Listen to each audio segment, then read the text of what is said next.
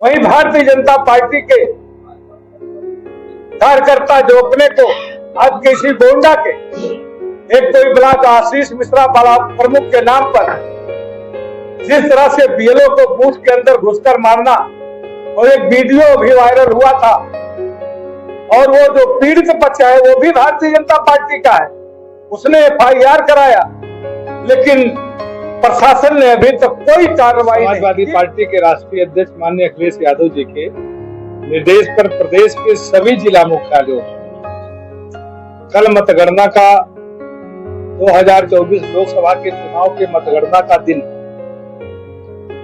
जिस दिन को समाजवादी पार्टी राष्ट्रपिता महात्मा गांधी के पद चिन्हों पर चलकर जो लोकतंत्र की एक मर्यादा है, उस मर्यादा को बनाए रखने हेतु समाजवादी पार्टी चाहती है निष्पक्ष मतगणना हो, लेकिन वर्तमान सरकार और भारतीय जनता पार्टी के कुछ कुकर्मों के द्वारा ऐसा जनमानस महसूस कर रहा है कि निष्पक्ष मतदान नहीं हुआ, निष्पक्ष मतगणना भी नहीं हो पाई, और इसीलिए समाजवादी पार्टी ने सभी जिला मुख्यालयों पर पार्टी के एक कार्यकर्ता को जिले मुख्यालय पर भेजकर पार्टी के नेताओं के साथ और कार्यकर्ताओं के साथ एक निर्णय लिया है कि कल मतदान के समय समाजवादी पार्टी के सभी प्रमुख पदाधिकारी और विधायक, पूर्व मंत्री, पूर्व विधायक, पूर्व सांसद,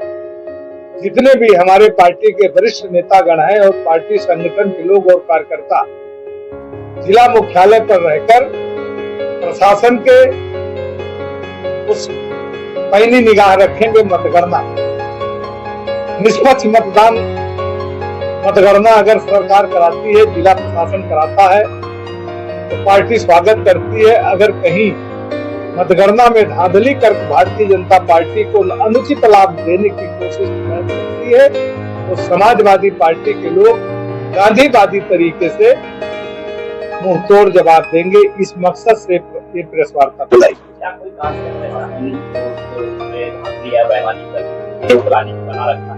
अभी जो पूरे देश में उत्तर प्रदेश जो चंडीगढ़ का एक उदाहरण है, और भारतीय जनता पार्टी के सरकार और भारतीय जनता पार्टी के सरकार के जो प्रशासनिक अधिकारी उनके कर्मों के कारण एक निष्पक्षता पर सवाल उठा है, जिसके नाते शंका बना है। और इसी लोकसभा के चुनाव में समाजवादी पार्टी और इंडिया गठबंधन के उम्मीदवार के साथ प्रशासन ने क्या व्यवहार किया और भारतीय जनता पार्टी एनडीए गठबंधन के उम्मीदवार के साथ कैसा व्यवहार किया, यह स्पष्ट दिखाई पड़ा है। इसलिए ऐसा महसूस होता है कि ये वर्तमान प्रशासन एनडीए उम्मीदवार के साथ दूसरी रवैया अपनाएगा और इंडिया गठबंधन के उम्मीदवार और कार्यकर्ताओं के साथ दूसरी रवैया अपनाएगा।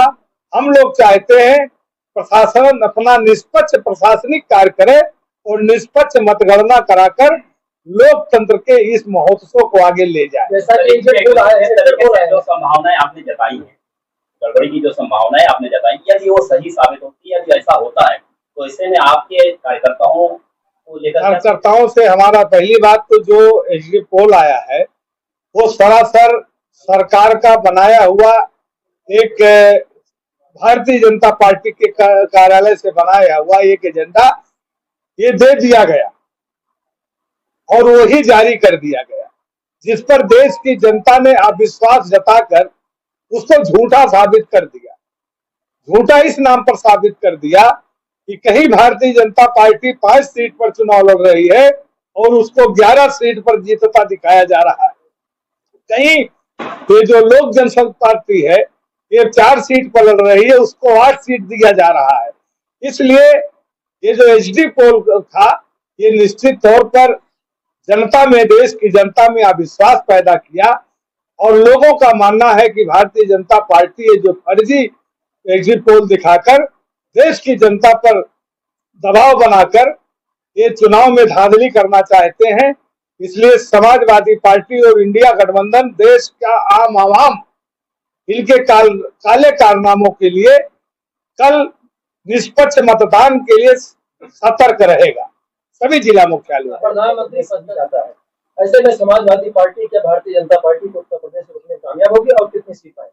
समाजवादी पार्टी और इंडिया गठबंधन और देश का जो विपक्ष है, ये भारतीय जनता पार्टी इस देश से हटे, अपना सब कुछ त्याग करके जो सर्वसम्मत बनेगा वो उसमें कहीं कोई झगड़ा नहीं है प्रधानमंत्री पद के इंडिया गठबंधन के उम्मीदवार के नाम पर। यूपी में मिलने की उम्मीद है?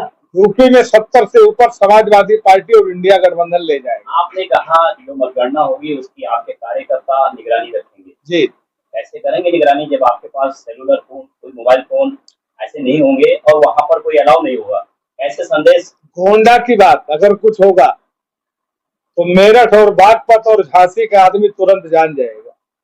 अब ये जो आप लोग हो, विशेषकर आप जैसे सम्मानित पत्रकार साथियों से, मीडिया से, लोकतंत्र के चौथे स्तंभ से समाजवादी पार्टी हम लोग अपील करते हैं कि इसमें हमारा साथ दें और कहीं कोई बात छिपेगी नहीं। कहीं कुछ होता है तो तुरंत आउट हो करके वो देश और समाज के सामने जाता है। जनादेश और संविधान बचाने के लिए इतना क्यों आगे आना पड़ रहा है कि आपके कार्यकर्ता कफन बांध के निकल रहे हैं, ऐसा क्यों? आप देख रहे हैं कि भारतीय जनता पार्टी का एक नेतृत्व एक पक्ष कहता है कि हम संविधान नहीं बदलेंगे, लेकिन वही दूसरा पक्ष कहता है कि हमें 400 सीट दे दो, हमें संविधान बदलना है। बलिया के प्रत्याशी कहते हैं, बलिया के प्रत्याशी कहते हैं आपके कि अगर गड़बड़ी हुई तो हमारी लाश बाहर जाएगी। अब बलिया के प्रत्याशी का बयान तो बलिया के प्रत्याशी के बयान तो मैंने सुना नहीं, लेकिन हम लोग गांधीवादी तरीके से, निष्पक्ष तरीके से, शांतिपूर्वक गड़बड़ी नहीं होने देंगे। अगर गड़बड़ी प्रशासन करने की कोशिश करता है तो गांधीवादी तरीके से जो एक विरोध का एक रास्ता अहिंसा के तौर पर महात्मा गांधी जी ने दिया, उस रास्ते पर चलने का काम। प्राण की आहुति देने की भी बात आ रही है। प्राण की आहुति देखिएगा, ऐसी स्थिति आएगी कि पार्टियां तो हैं, जनता सबसे पहले आगे आ रही है भारतीय जनता पार्टी के खिलाफ। ये चेतावनी तो भारतीय जनता पार्टी और प्रशासन दोनों के लिए है।